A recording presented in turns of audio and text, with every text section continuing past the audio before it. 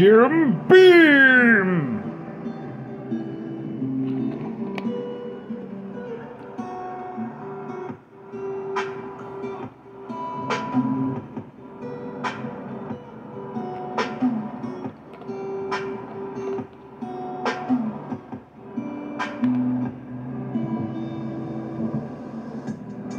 Read the room, Donkey Kong. No one wants to talk about that.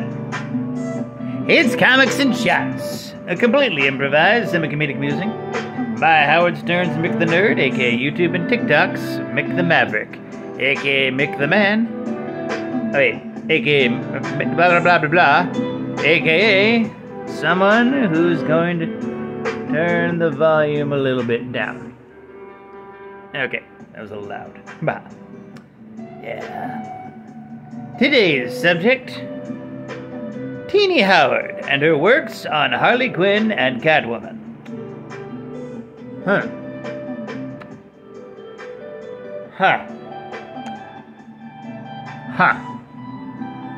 I'm liking the final arcs of both her runs, but like, what was up with the first arcs?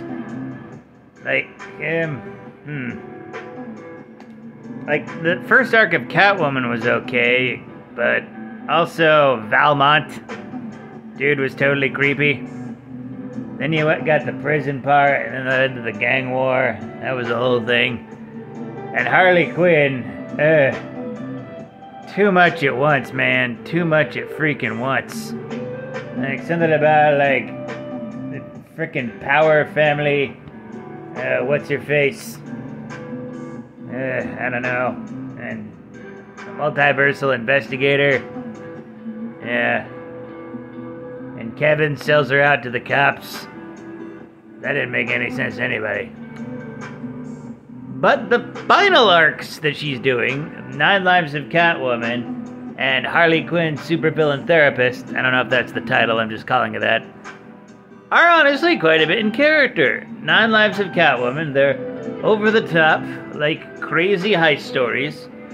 Catwoman is given 9 lives by a meteor, you know, Vandal Savage style. Comes back to life each time.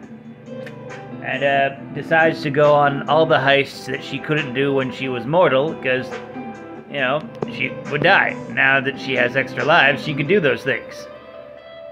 Such as, like, go into a war-torn nation, or, like, you know, get radioactive glass, something that would kill a normal person, that sort of stuff, yeah.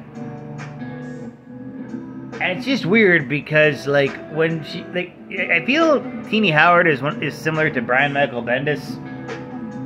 They try to go off the beaten path with some well-known characters and concepts, but it ends up wigging people out.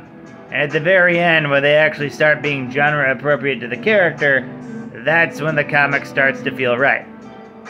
Like Brian Michael Bendis with his Action comic and Superman run, it wasn't until the end of those that people thought the comic was starting to get actually pretty good, because he started writing genre appropriate stuff and like stuff that didn't exist to just break down Superman. He also even like made fun of the fact that Superman made his secret identity public, probably implying that it was Dan Didio's idea, which I wouldn't not believe. Yes. Also the Drake costume, that has Didio written all over it. Ugh. Yeah. Yeah, like, Howard, it's like, you know, she's a perfectly fine writer, but, like, her Harley Quinn and Catwoman just felt kind of off. I was like, yeah, at least until the final arcs, which don't feel off to me. I know some people still criticize it, but I enjoy it. Like, when Catwoman was on the Suicide Squad in that one issue, invaded Kahndaq, that was pretty interesting. Harley Quinn being a therapist to Maxie Zeus, who's not so much a supervillain and more just a poor guy. Just a sad guy, man. Maxie Zeus, god damn it. The GCBD are bullies. This guy is clearly suffering from a mental disorder amplified by trauma, and yet they're just kicking the shit out of him. Ugh. Dear God. I mean, that's kind of typical for the GCPD, but still, yeah. Oh, yeah. Oh, yes. Hey, folks. Either way, I'm looking forward to how both of them end. I've enjoyed them for the most part, and I've definitely read worse. Definitely read better, but I like it. They're kind of, like, as a whole, I would say her runs on Harley Quinn and Catwoman, 7 out of 10. Final arcs, though, possibly 8 out of 10. B-, maybe. Yes. Yeah. With that, like, comment, and subscribe. Donate if you're feeling nice. Share it with a bear. And always remember, praise be to the blood elk, fear you the stabopotamus, and death to Kronos.